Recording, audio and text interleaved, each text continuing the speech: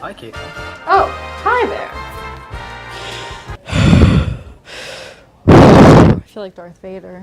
My name's Caitlin Huber.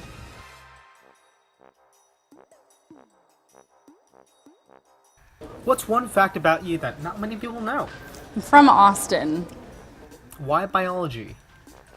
It's a great question. I was actually a music major for a while, got in an accident. Only thing open during that class period was microbiology. They threw me in it, sink or swim, I guess. How long you been teaching? I've been teaching for 4 years now. This is my 4th year. Did you always want to be a teacher? No, not at all. That's actually what my mom did. She was a biology teacher, and I wanted to be nothing like her. So I wanted to be a musician, and if I couldn't be a musician, I wanted to be an interior artist, like interior designer. That didn't work out, so the accident happened, hence biology. Here we are. Might be an obvious question, but what did you major I in? majored in microbiology. All right, Caitlin, have any funny stories? Sure. So every year I go to Destin, Florida for vacation, and on the last day there was a horrible thunderstorm, and all the lifeguards were like, yo, don't go to the beach. There's a thunderstorm, you're gonna die. And we're like, okay, cool. And then as soon as they left, my dad and I decided that we were going to go swimming anyway. We went out, and I felt something touch my leg. Freaked out a little bit, you know, really rough water, super dark outside, raining.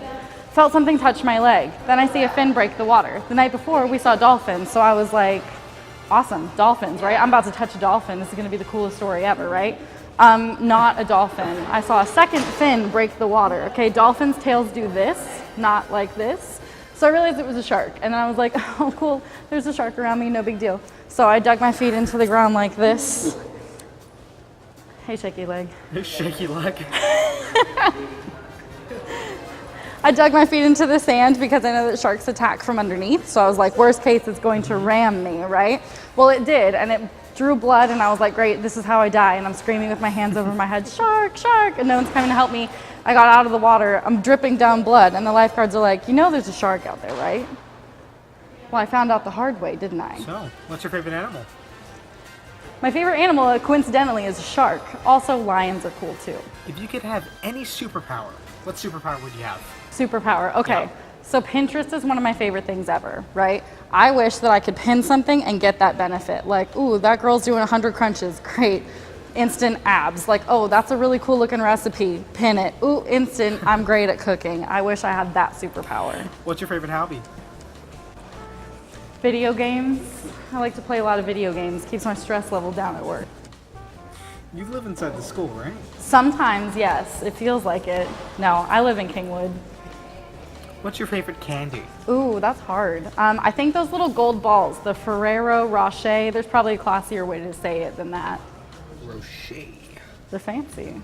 If you could have an endless amount of anything, what would it be? Endless amount. Time. Where do you want to travel? I really want to go to Germany to see where my people come from and to get to practice a language I spent 6 years of my life learning. If you won the lottery, what would you do with the money? If I won the lottery, okay, this is a boring response, but I'd pay off all the houses for all my siblings, my parents, whatever, pay that off, pay off their debt. I would pay for my nieces and nephews to go to school because I think that that's really important.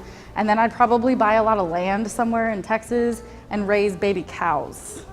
I'd name them all after Harry Potter characters if that's important. What's the worst thing a student has done in your class? A lot of things.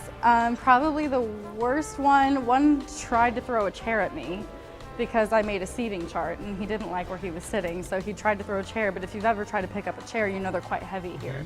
So it went about 2 feet. I laughed at him and then sent him out of my class.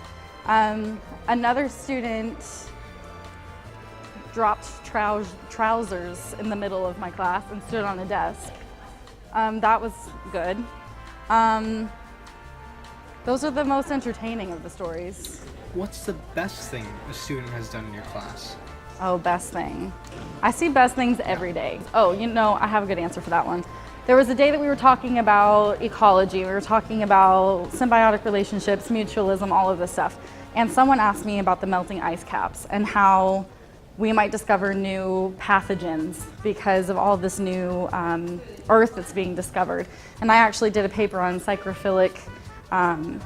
psychrophilic life forms. So bacteria that are living in ice, essentially. And so we got to have a whole conversation about that, and that was really awesome. Do you enjoy teaching? I do enjoy teaching because I think that I was my own first teacher, right? So like my own first student, rather. So when I was in band and then I had my accident and I had all my scholarships taken away, I was thrown into this difficult class of microbiology and pathophysiology. I had to teach myself. I didn't have a background in any of this. So I think that having to teach myself was the hardest thing I've ever had to do. So now teaching somebody else, like I just recently did it, and I can get anyone to understand it if I can get my idiot self to understand, right? How do you become friends with Mr. Porter? Okay, so I had a 6th period class, and I had a student that thought she lost her phone, right? So she's like, someone stole this phone. So I had to stop class, I had to call the cops in. They searched. Oh no. Did you want to go this way? All right. Hey, Miss Cooper.